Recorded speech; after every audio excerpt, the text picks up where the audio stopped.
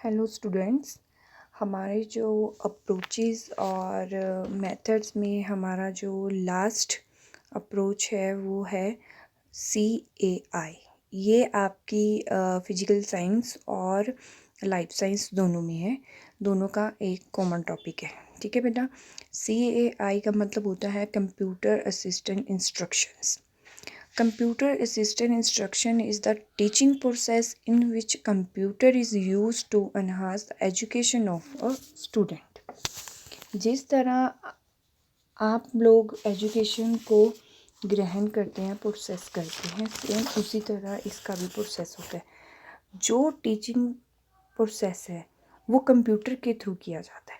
ठीक है। आजकल जैसे कि थोड़ा डिजिटल है, स्मार्ट बोर्ड क्लासेस में यूज़ होते हैं, तो वो जो भी चलाया जाता है चाहे प्रोजेक्टर ही है, तो वो उसका सारा जो बेस्ड होता है वो कंप्यूटर से अटैच्ड होता है। ठीक है। और कंप्यूटर को यूज़ करते हुए स्टूडेंट्स को एजुकेटेड किया जाता है। ठीक है। Full process of education depend upon in computer. कि आज जितनी भी एजुकेशन है वो सारी कंप्यूटर के ऊपर डिपेंड है। वैसे तो हर फील्ड में आजकल कंप्यूटर यूज़ होता है, चाहे वो ऑफिसेज हों, चाहे वो हॉस्पिटल्स हों, या फिर कोई अदर कोई भी, तो उसमें हर एक उसमें कंप्यूटर की आज ज़रूरत कहीं ना कहीं ज़रूर होती है। ठीक है। नेक्स्ट हम करेंगे कंप्यूटर असिस्टेंट इंस्ट्रक्शन। टर्मिनोलॉजी की बात करेंगे। जो टर्म या टर्मिनोलॉजी यूज़ होती है वो ज़्यादातर कंप्यूटर असिस्टेंट इंस्ट्रक्शन में ही यूज़ होती है। ठीक है। Use of computer in education is refer by many name each as, यानी कि इसके जो नाम है वो कई तरह के हैं। जैसे कि ये फुल फॉर्म्स दी गई हैं नीचे, इनको याद रखना चाहिए बेटा, कई बार ये फुल फॉर्म्स भी आ जाती हैं। देखने में सारी सेम लगती हैं लेकिन थोड़े थोड़े नाम इनके डिफरेंसेस आती हैं। Computer assistant instruction, computer aided instructions, computer assistant learning, computer based education CBE, computer based instruction CBI, computer enriched instruction CEI and computer manage instruction CMI। Okay. ये कंप्यूटर असिस्टेंट इंस्ट्रक्शन है जो terminology में use होते हैं। ठीक है। ये जो टर्म होते हैं या टर्मिनोलॉजी जो यूज़ होती है वो ज़्यादातर CAI में यूज़ होती है। ठीक है बेटा। नेक्स्ट जो न्यू टर्मिनोलॉजीज यूज़ हुई हैं आजकल में, web based training, web based learning and web based instruction. जैसे जैसे ज़माना बदलता है, कंप्यूटर का स्टाइल चेंज हुआ, उसमें नई विंडोज़ ओपन हुई, नई विंडोज़ का आविष्कार हुआ, वैसे ही ये टर्मिनोलॉजी भी चेंज हुई है। जो नई आई है वो वेब बेस्ड है। इसमें वेब बेस्ड ट्रेनिंग सिखाई जाती है, वेब बेस्ड लर्निंग होती है और वेब बेस्ड इंस्ट्रक्शंस होते हैं। ठीक है। अगर हम नेक्स्ट हम बात करेंगे मोड्स ऑफ CAI।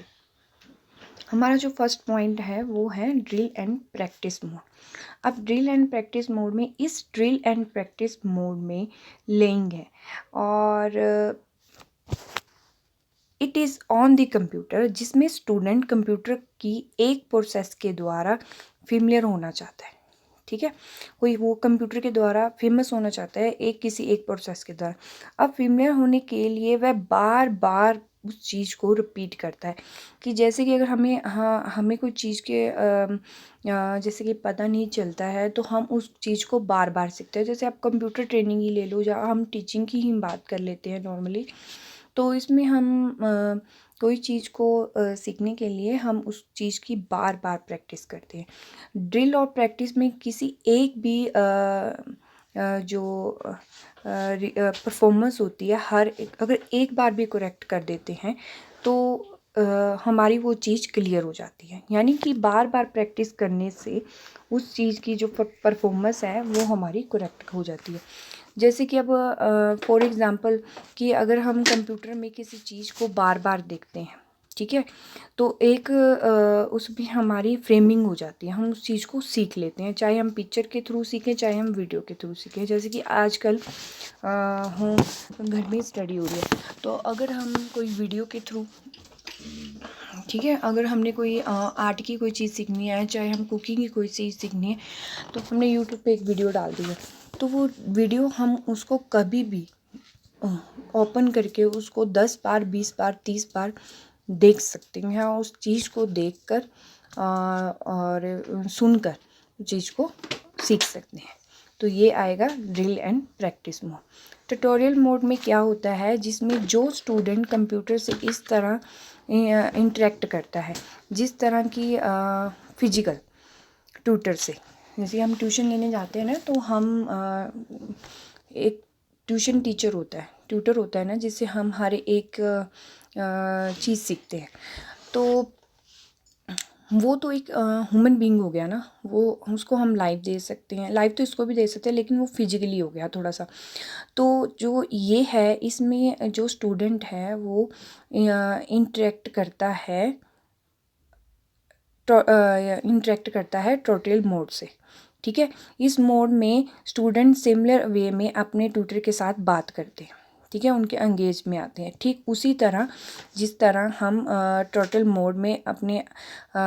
मोड में आपको क्वेश्चन के आंसर हमें मिल जाते हैं। जैसे कि अगर हमने कंप्यूटर से कोई क्वेश्चन पुट करना है गूगल के थ्रू या फिर यूट्यूब के थ्रू, तो उसका आंसर हमें मिलता है। जैसे आजकल गूगल असिस्टेंट डाउनलोड करो, तो अगर हम उससे कोई क्वेश्चन पुट करते हैं तो देन वो हमें आंसर रिपीट होता है।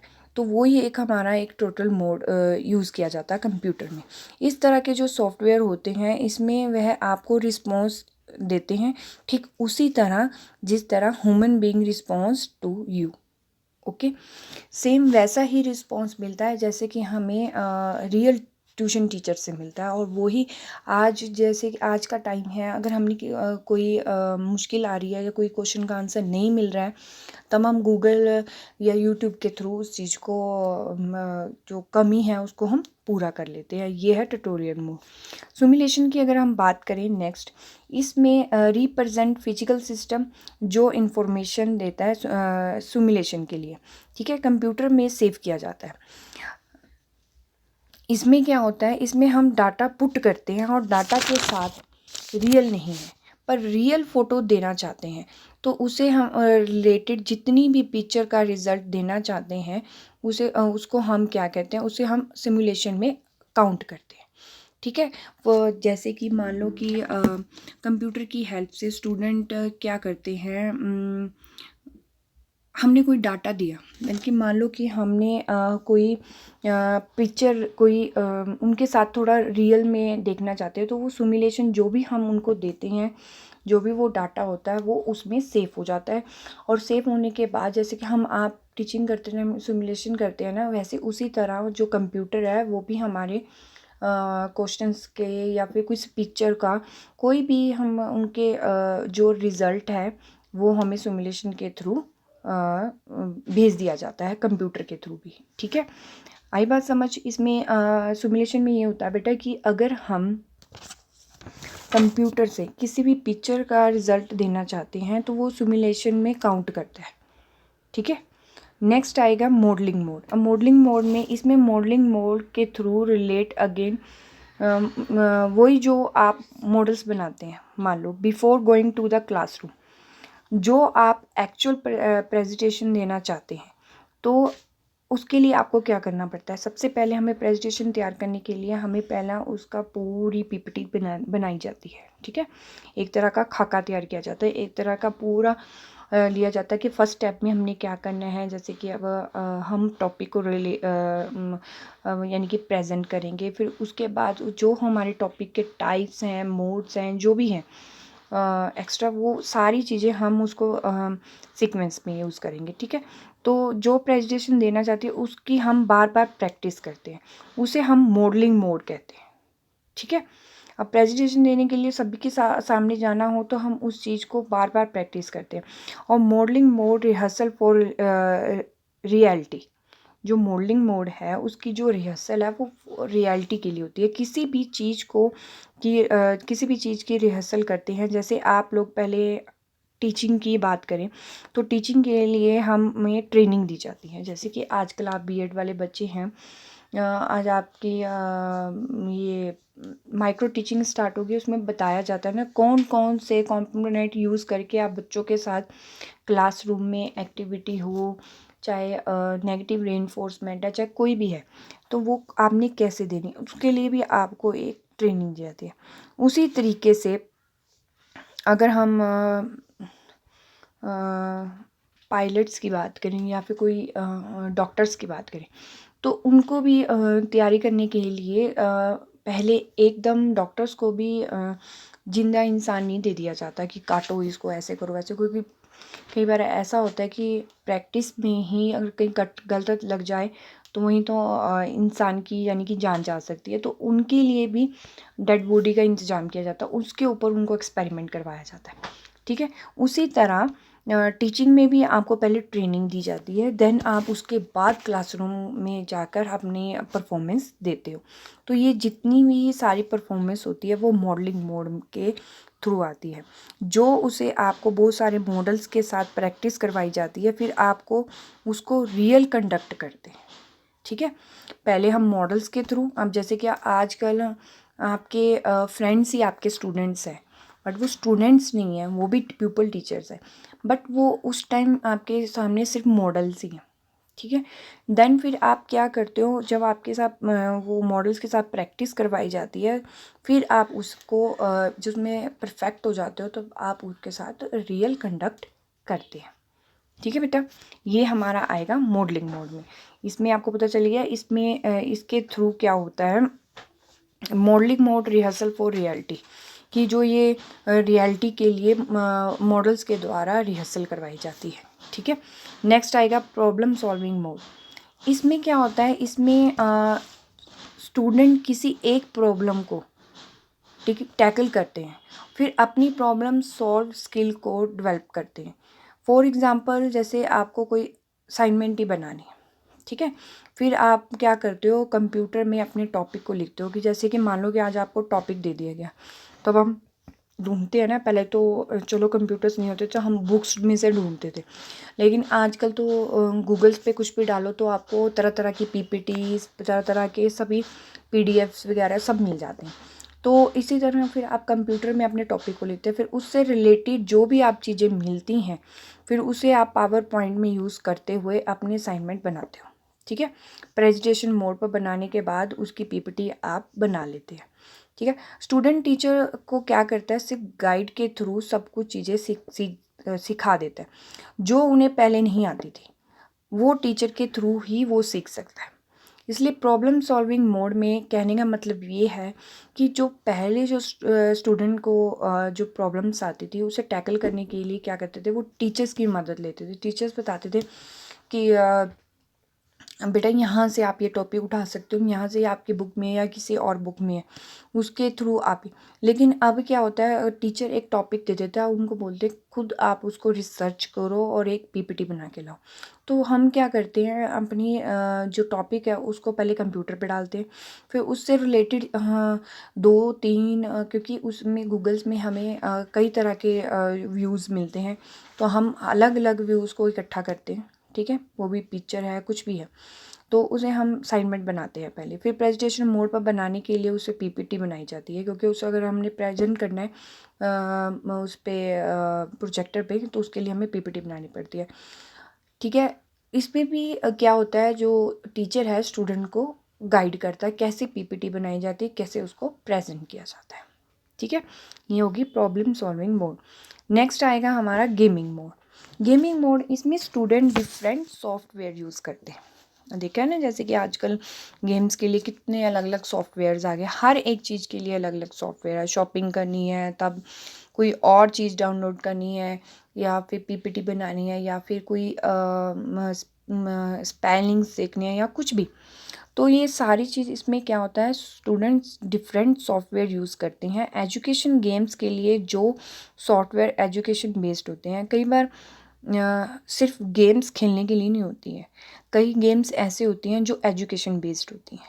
ठीक है, जैसे मान लो कि अगर बच्चों को स्पेलिंग्स में दिक्कत आती है, तो अगर उन्हें स्पेलिंग सीखना चाहते हैं तो वो गेमिंग के थ्रू स्पेलिंग को सीख सकते हैं और स्पेलिंग में माहिर दक्षता प्राप्त कर सकते हैं। तो उसके लिए भी गेम डाउनलोड होती है, तो वो गेम के थ्रू स्पेलिंग्स को सीख जाते हैं और सीखने के बाद उनको स्पेलिंग की किसी तरह की कोई दिक्कत नहीं आती।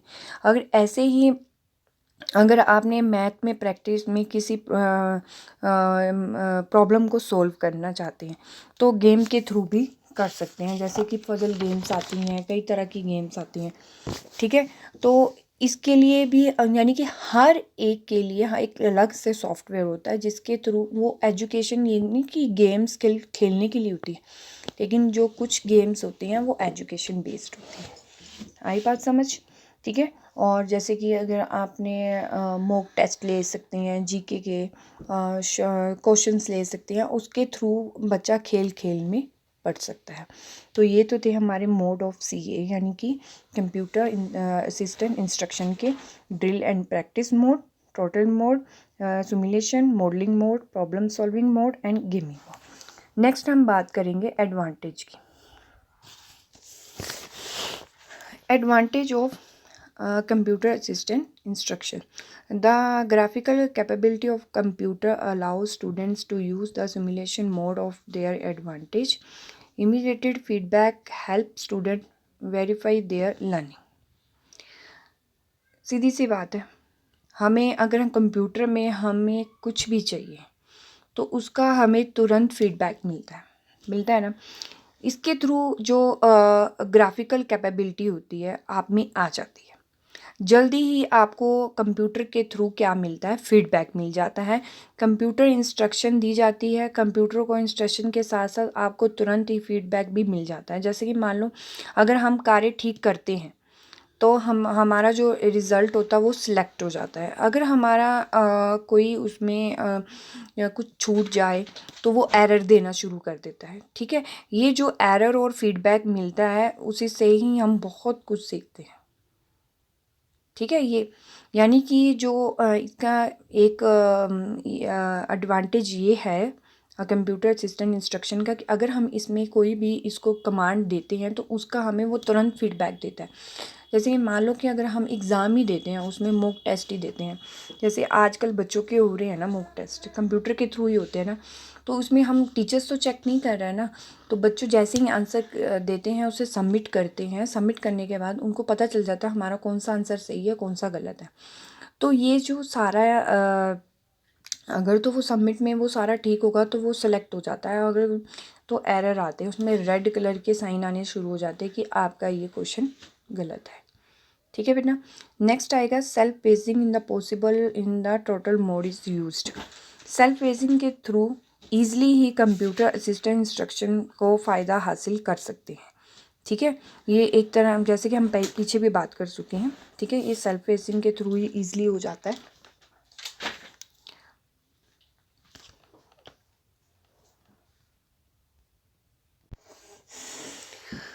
नेक्स्ट है computer are the self facing in the possible in the tutor mode is use में आपको समझ आई कि सेल्फ फेसिंग के थ्रू ईजिली ही कंप्यूटर असिस्टेंट इंस्ट्रक्शन से हम फ़ायदा हासिल कर सकते हैं। इसके बाद अगर हम कंप्यूटर की बात करें तो इसमें टीचर किसी स्टूडेंट को उनके लिए इतना फेवरेट हो जाता है तो उसको अधिक नंबर दे देता है। मान लो इसका जो है मेन बात है कि जो टीचर है कई बार पार्शियलिटी हो जाती है, क्लासेस में हो जाती है ना पार्शियलिटी, कि इसमें कंप्यूटर में पार्शियलिटी हो जाती है ना, उसमें ये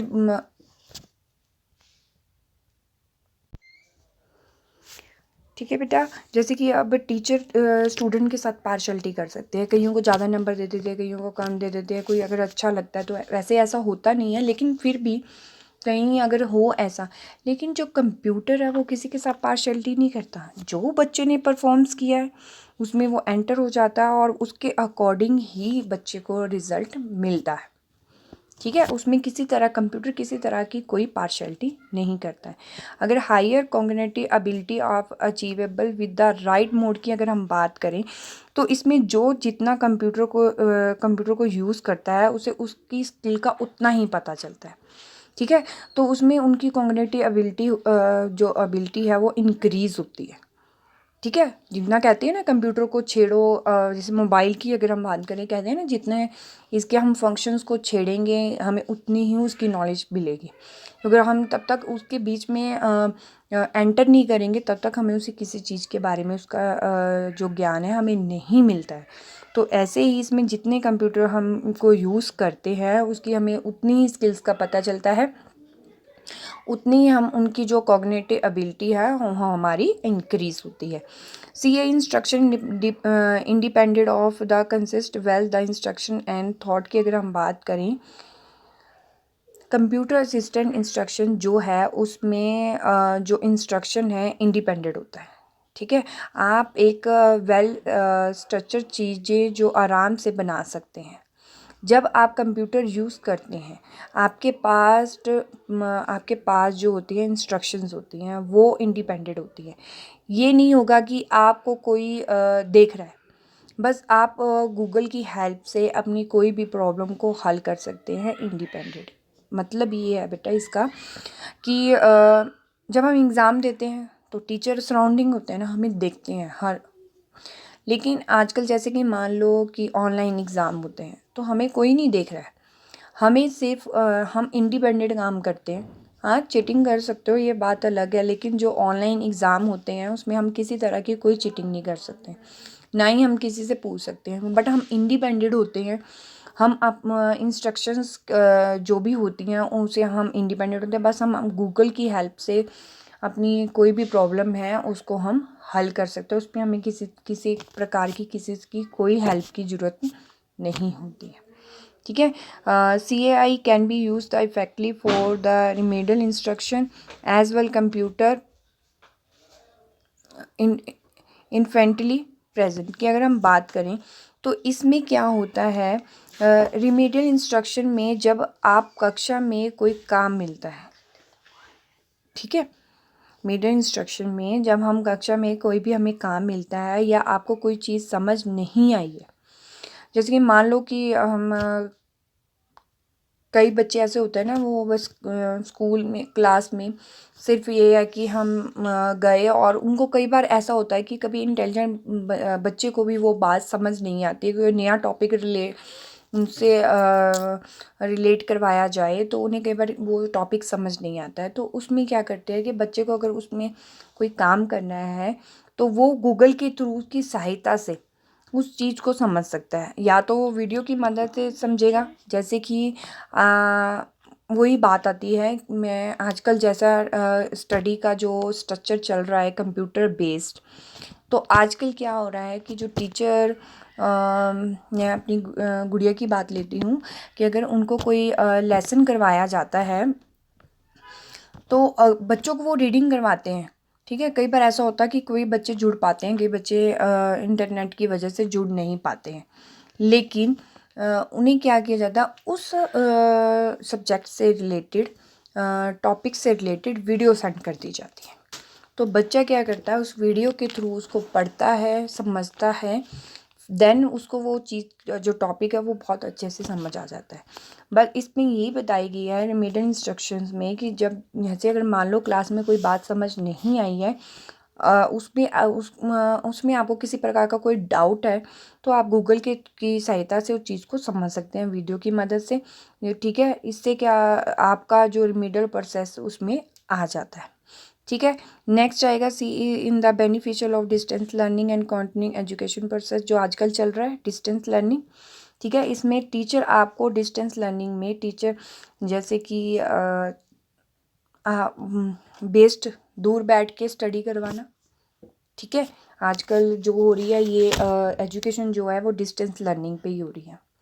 ठीक है, दूर बैठ के कंप्यूटर के थ्रू इंटरनेट के माध्यम से एजुकेशन को यानी कि दिया जा रहा है बच्चों को। पर जैसे ही हम वीडियो को सेंड करते हैं या उसमें कंप्यूटर के थ्रू, तो आप सबको इसमें जो असिस्टेंट इंस्ट्रक्शन के थ्रू सब कुछ जो डाटा है कोई भी प्रॉब्लम आती है वो हम इसके थ्रू सीख लेते हैं। डिस्टेंस लर्निंग में हम घर बैठे ही मटेरियल जो हमें प्राप्त हो जाता है। ठीक है, ये तो थे इनके एडवांटेज। नेक्स्ट आएगा अब इसके डिसएडवांटेज की अगर हम बात करें तो lack of personal touch, difficulty to get suitable software, costly and non valuability of computer extra. मतलब सूटेबल सॉफ्टवेयर हमें जो हमें सॉफ्टवेयर सूट करता है हमें वही सॉफ्टवेयर यूज़ करना चाहिए। एक तो ये बहुत कॉस्टली है और आप कंप्यूटर के थ्रू कुछ भी कोई भी जो यानी कि जो भी आपकी कोई प्रॉब्लम है उसको हम सॉल्व कर सकते हैं। ठीक है, ये तो हाँ हमारा CAI यानी कंप्यूटर असिस्टेंट इंस्ट्रक्शन। इसमें हमने कंप्यूटर असिस्टेंट इंस्ट्रक्शन के टर्मिनोलॉजी की बात की थी, न्यू टर्मिनोलॉजी की बात की थी, मोड्स ऑफ CA की बात की, एडवांटेज और डिसएडवांटेज की हमने बात की है। नेक्स्ट हमारा जो एक लास्ट टॉपिक बचता है वेब बेस्ड इंस्ट्रक्शंस, वो हम नेक्स्ट वीडियो में करेंगे। थैंक यू बेटा।